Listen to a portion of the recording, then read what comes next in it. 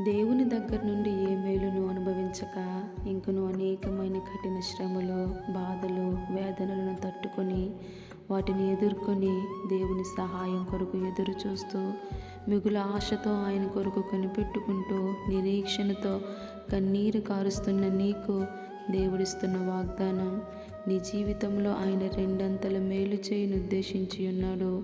నీ ఉన్న బంధకములన్నింటిలో నుండి ఆయన నిన్ను విడిపించనై ఉన్నాడు. కనుక ధైర్యం తెచ్చుకొని విశ్వాసముతో లేచి నిలబడు.